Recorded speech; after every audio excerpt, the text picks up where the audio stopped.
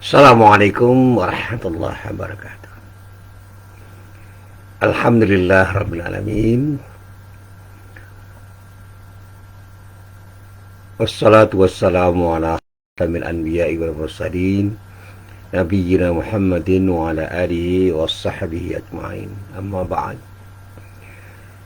Para jamaah yang Allah, alhamdulillah pagi ini kita bisa bertemu lagi dan kita senantiasa berharap mudah-mudahan setiap pertemuan kita, termasuk pertemuan kita pada pagi hari ini, benar-benar menjadi pertemuan yang mendapatkan ridho dari Allah Subhanahu wa Ta'ala. Amin. Para jamaah yang dirahmati Allah, berkali-kali saya mendapat pertanyaan dari para jamaah, baik melalui WhatsApp maupun melalui Facebook. Dan kalau disimpulkan pertanyaannya itu sederhana. Kenapa kita ini lebih sering gagal daripada sering berhasil? Kenapa banyak hal yang kita cita-citakan itu tidak bisa kita dapatkan? Dan dalam banyak hal ini, kata mereka, yang justru tidak kita harapkan malah terjadi. Saya sambil tersenyum mengatakan, ya itulah hidup.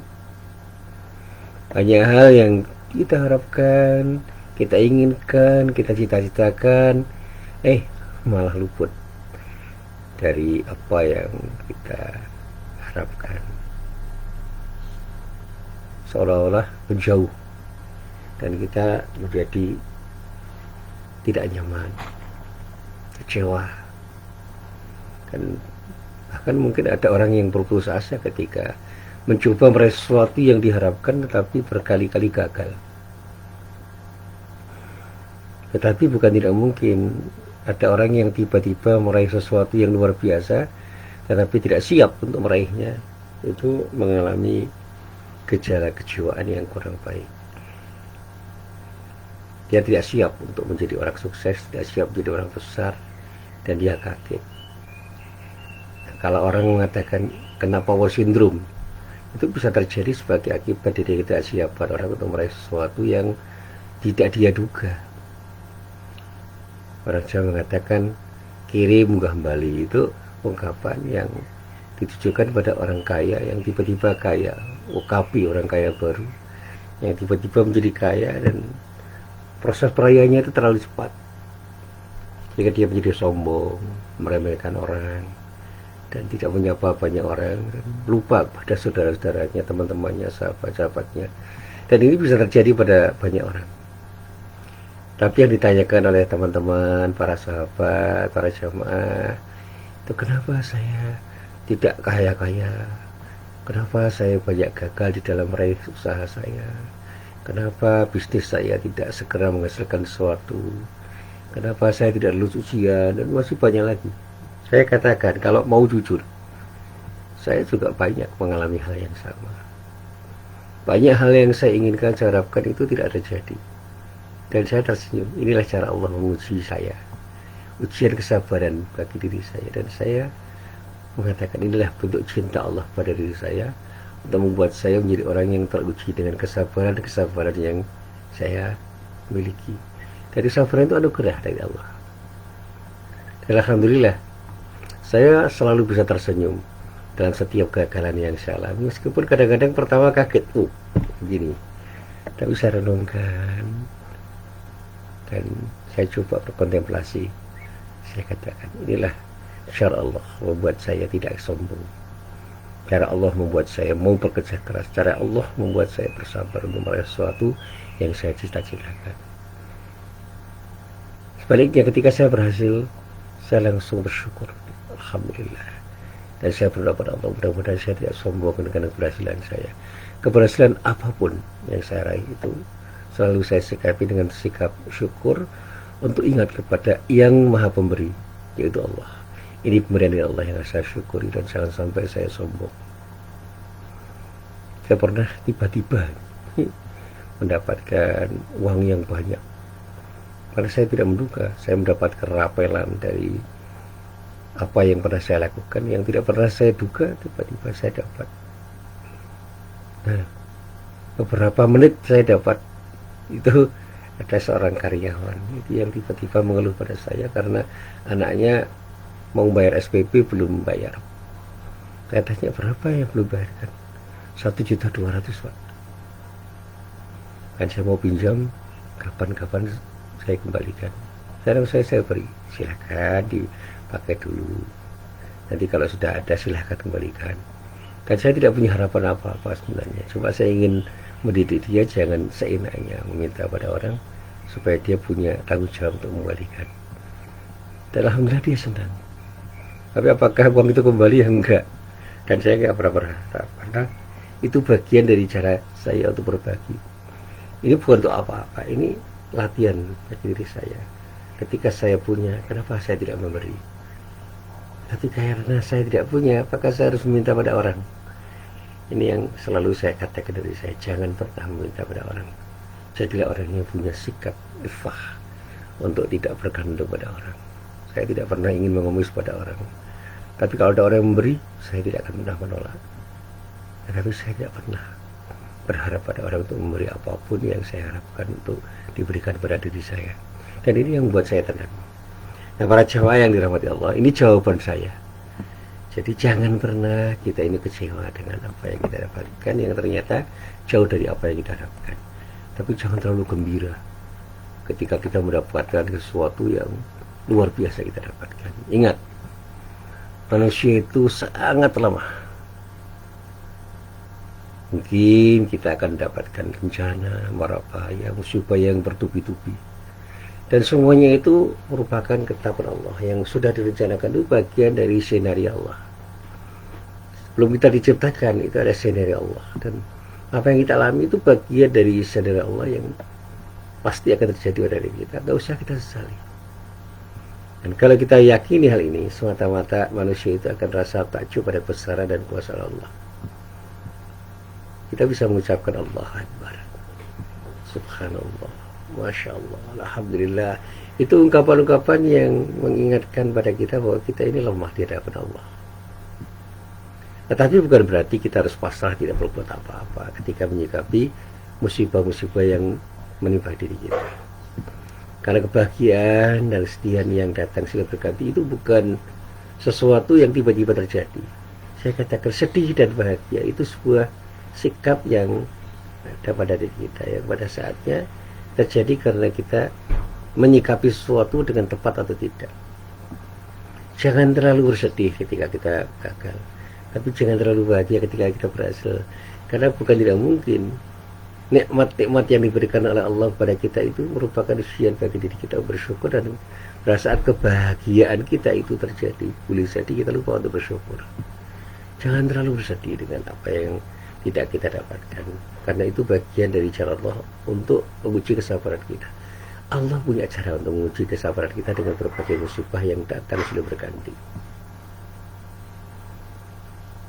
Kita diuji untuk bersyukur, kita diuji untuk berempati dan bersimpati pada orang lain. Kita diuji ketika bisa meraup rezeki yang sendiri. Dan saya yakin ada hikmah di balik itu semua. Dan amal perbuatan kita itu tidak ada yang sia-sia. Upaya kita di dalam sesuatu tidak ada yang sia-sia di hadapan Allah. Gagal itu soal lain. Yang terpenting jangan pernah tidak berusaha. Manusia itu tidak pantas berputus asa karena penderitaan yang bertubi-tubi yang dialami. Jangan pernah berputus asa. Manusia tidak layak untuk sombong ketika mendapatkan sesuatu yang lebih dari Allah, karena itu adalah sesuatu pemberian dari Allah yang bisa jadi menjadi ujian bagi dirinya untuk bersyukur. Jangan pernah jumawa, rasa hebat ketika berhasil meraih sesuatu, sukses meraih sesuatu. Jangan. Itu adalah bagian dari ujian Allah. Mari kita coba kita renungkan. Jangan biarkan kita bersedih ketika dapat musibah, dan jangan biarkan kita terlalu bersukaria ketika kita mendapat nikmat dari Allah. Tersenyumlah ketika kita meraih sesuatu yang kita harapkan, tapi jangan pernah terus cemberut, berlarut-larut bersedih ketika mendapatkan musibah yang terjadi pada diri kita, kapanpun dan dimanapun kita berada. Yakinkan bahwa ada masa depan yang lebih baik yang bisa kita raih dengan ikhtiar dan doa kita. Serahkan semuanya kepada Allah, karena kita itu hanya punya kewajiban berikhtiar dan berdoa. Nah, para jamaah yang dirahmati Allah, saya selalu mengatakan pada diri saya dan para jamaah saya bahwa kecemasan dan kegalauan itu adalah sesuatu yang selalu mungkin hadir di setiap fase kehidupan kita. Anak muda dan juga orang tua bisa bersedih, laki-laki perempuan bisa bersedih, siapapun bisa bersedih, tapi siapapun bisa bahagia. Saya yakin kita pernah galau, kita pernah cemas, dengan tingkat kecemasan yang berbeda-beda. Saat kita bersekolah, mungkin kita pernah tidak lulus. Ketika selesai kuliah, banyak orang yang galau karena tidak ada.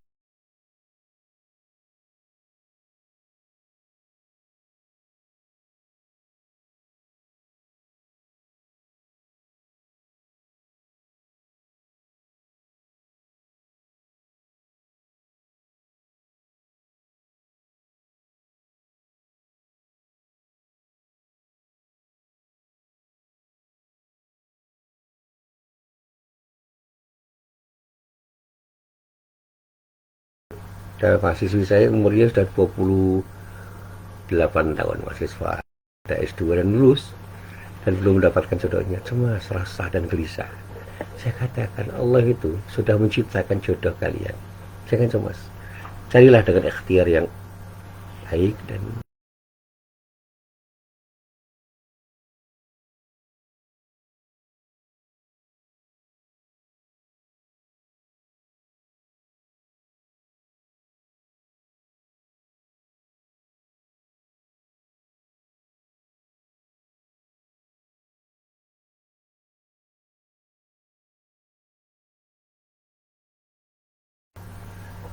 Dan ketika kita sudah mendapatkan sesuatu yang kita harapkan, jadilah orang yang selalu bisa bersyukur. Tapi saya katakan, kalau kita mendapatkan sesuatu yang kita harapkan, bukan tiba-tiba kita bahagia. Boleh jadi sesuatu yang didapatkan itu merupakan ujian bagi diri kita. Banyak orang yang tidak mengalami ketenangan dan kedamaian meskipun sudah mendapat kekayaan yang luar biasa, karena ada sesuatu yang kurang bagi dirinya ketika mendapatkan semua itu. Dia masih galau, cemas, khawatir pada saat dia mendapat kekayaan yang luar biasa. Kekhawatirannya macam-macam, takut hilang kekayaannya, takut dicuri, takut dirampok, dan masih banyak lagi. Saya masih ingat betul, saya bercerita, ada orang kaya, laki-laki, yang punya istri yang cantik dan relatif akhlaknya baik, tapi karena kekayaannya luar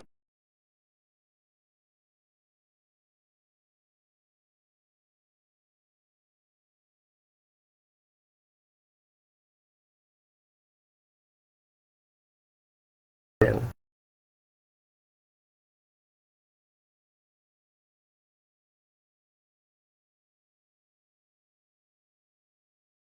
akhlaknya dari istri yang pertama dibandingkan istri yang pertama, sehingga dia mendapatkan ujian dan ujian, akhirnya pacarai lagi,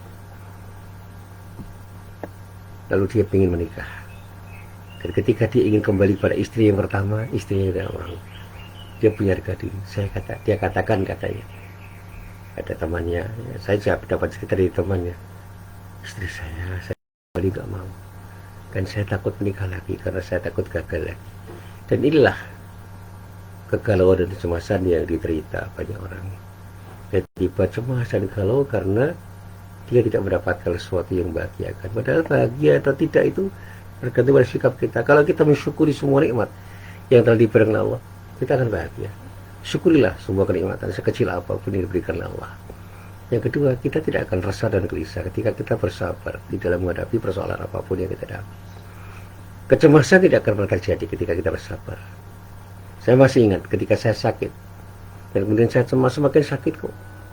Tapi begitu saya terima sakit saya itu, kemudian saya coba untuk beristirahat dan berobat, alhamdulillah sembuh.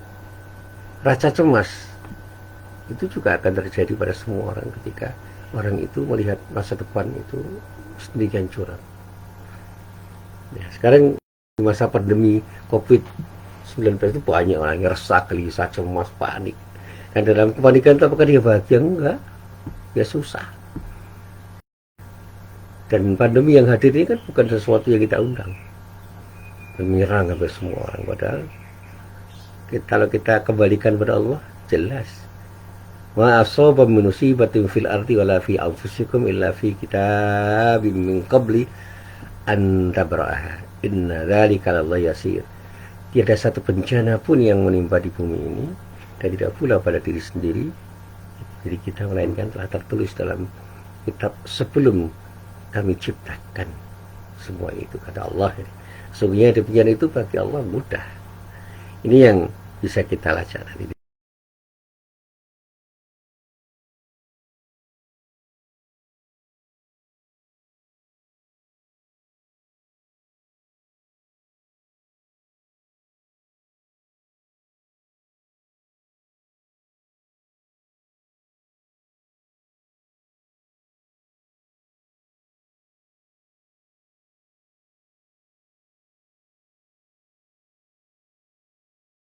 Ini akan selesai, pasti selesai kalau Allah berkehendak dengan cara apapun, termasuk kehendak untuk mendesain kembali cara berpikir orang-orang yang diharapkan akan bisa menyelesaikan persoalan ini dengan cara yang tepat.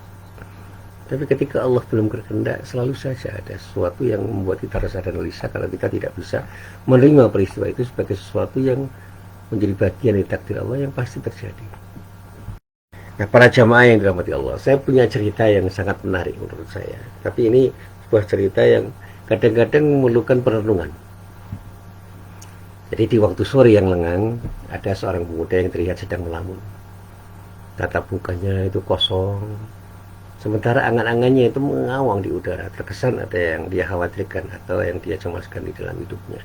Ini kesan yang bisa kita lihat. Ada orang yang seperti itu. Dan pada waktu itu dilihat oleh seorang ulama yang bernama Ibrahim bin Adham. Dan mungkin benar pemuda itu sedang galau ketika memikirkan nasibnya. Mungkin dia galau belum dapat pekerjaan atau belum dapat sesuatu yang diharapkan, atau mungkin belum mendapat jodohnya, atau mungkin saja dia sedang cemas karena tidak bisa mencukupi kebutuhan hidupnya dan keluarganya. Mungkin saja, itu semua serba mungkin. Seperti yang saya sampaikan tadi, ada seorang wanita yang galau karena belum mendapatkan jodohnya. Dia bisa mengesankan atau terkesan sebagai seseorang yang kosong karena ya dia khawatir terhadap apa yang dia alami. Nah, pada saat itu datanglah Ibrahim bin Adham, seorang ulama yang sangat kita kenal, sangat peduli terhadap orang lain, dan menghampiri pemuda itu. Ya, diceritakan di dalam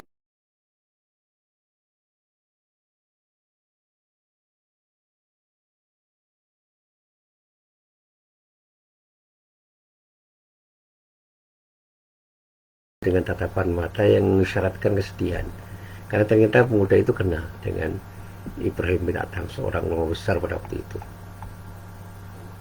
Nah, seperti tidak tega melihat kecemasan pemuda yang ada di depannya itu, Ibrahim bin Adham berucap pada pemuda itu. Apa ucapannya? Dia berucap begini: "Wahai anak muda, bolehkah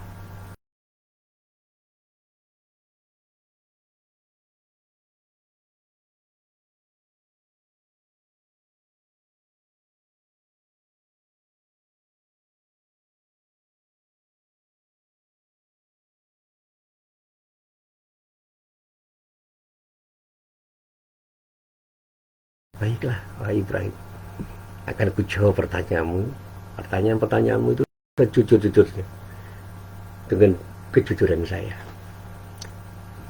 Nah, pada waktu itu dikatakan Ibrahim bin Adham duduk di dekat pemuda itu. Setelah menghela nafas yang panjang, dia bertanya. Pertanyaan pertama, apakah ada satu perkara yang terjadi di dunia ini yang luput dari pengetahuan dan kehendak Allah? Nah, mendengar pertanyaan itu, sang pemuda itu menjawab dengan tegas, tentu saja tidak pernah ada. Allah tahu dan Allah menghendaki semuanya. Nah, kemudian pertanyaan yang kedua, apakah rezeki yang Allah tetapkan kepadamu akan berkurang? Jadi apa rezeki yang Allah tetapkan kepadamu akan berkurang?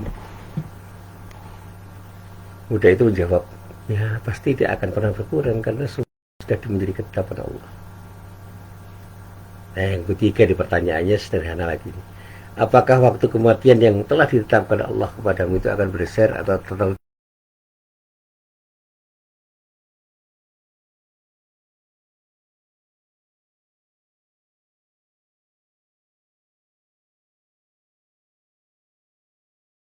dimana Allah menakdirkan saya mati?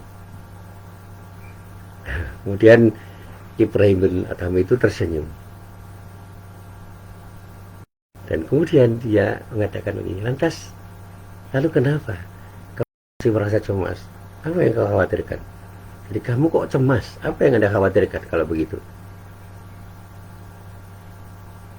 Kematian pasti terjadi, tepat pada saatnya. Rezeki telah ditetapkan Allah tidak akan pernah bergeser, tidak akan berkurang, tidak pernah bertambah. Dan semua persoalan yang ada ini tidak akan luput ketahuan dari Allah. Kok Anda masih resah dan gelisah, kenapa?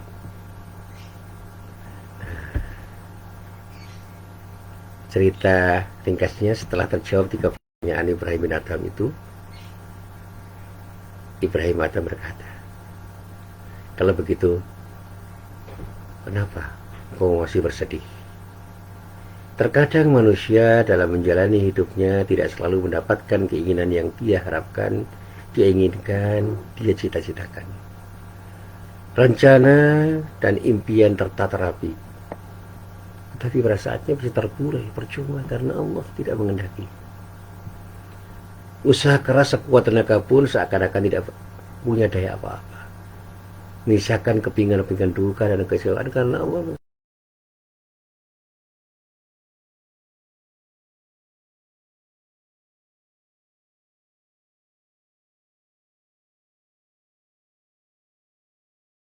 tidak akan Anda dapatkan. Orang mau bunuh diri, tidak mati kalau Allah belum menetapkan saat orang itu meninggal. Tapi orang yang sedemikian rupa menjaga kesehatannya tiba-tiba mati karena serangan jantung. Orang yang bekerja biasa-biasa saja rezekinya mengalir. Dan banyak hal yang terjadi pada orang itu tiba-tiba.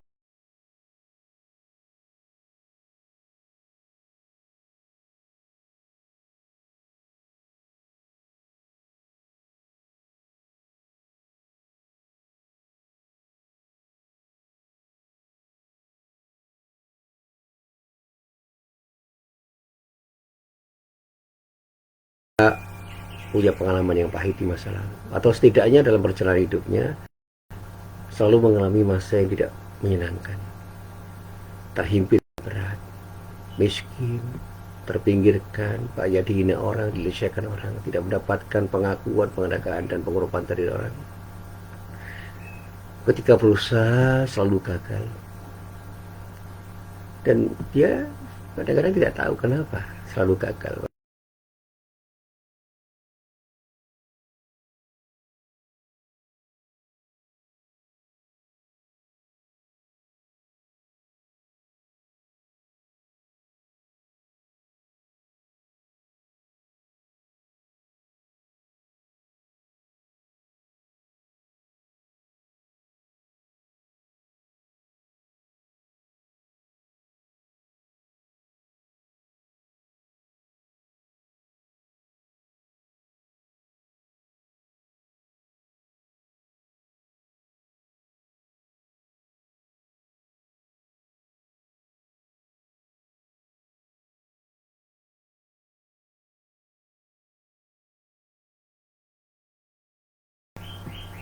Dan Rasulullah itu melarang hambanya, melarang umatnya, melarang orang yang menjadi pengikutnya. Dan ini adalah bagian dari pesan Allah pada hambanya yang dikatakan Rasul.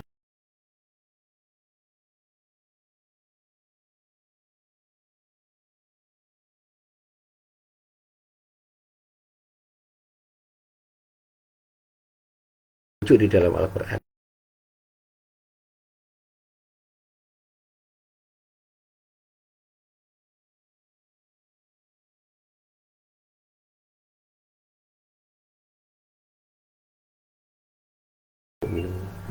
Katakanlah, sekali-kali tidak ada yang menimpa kami melainkan apa yang telah ditetapkan oleh Allah bagi kami. Dialah pelindung kami, dan hanya kepada Allah lah orang-orang yang beriman harus bertawakal. Ini ayat yang mengisyaratkan bahwa kita ini nggak perlu rasa dan bisa, serahkan semua pada Allah. Allah akan melindungi kita, Allah akan menentukan segala-galanya untuk kita. Ingat bahwa manusia itu hanya punya hak untuk berusaha, dan kewajiban kita berusaha itu harus kita sadari, itu adalah sesuatu yang kita lakukan. Berusahalah sekuat kemampuan kita dan berdoalah kepada Allah. Ingat,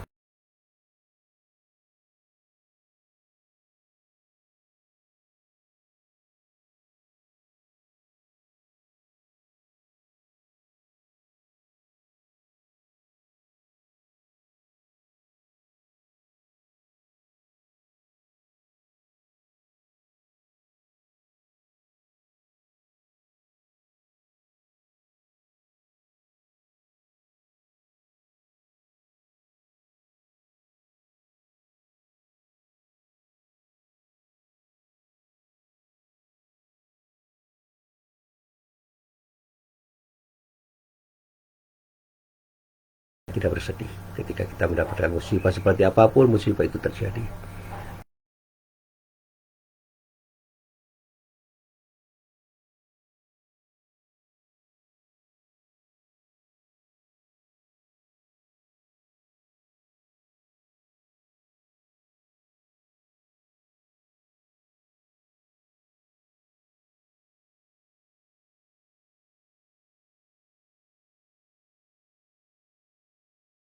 Itu yang terbaik dari Allah, kapanpun dan dimanapun kita berada, karena Allah Maha Pemberi kepada siapapun dan Maha Penyayang pada umatnya, dan pada saatnya hambanya akan dapat yang terbaik dari Allah karena rahmat yang datang dari Allah Subhanahu wa Ta'ala.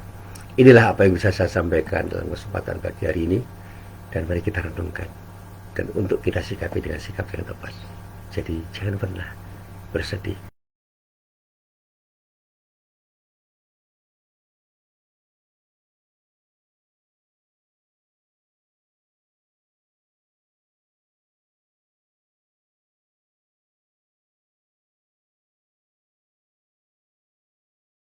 Dan ketika kita mendapatkan kenikmatan sekecil apapun kenikmatan yang bisa kita dapatkan, bersyukur, karena itu adalah pemberian Allah yang harus kita kembalikan dengan sikap yang benar dalam rangka untuk membangun kesetiaan kita di dalam beribadah kepada Allah Subhanahu wa Ta'ala.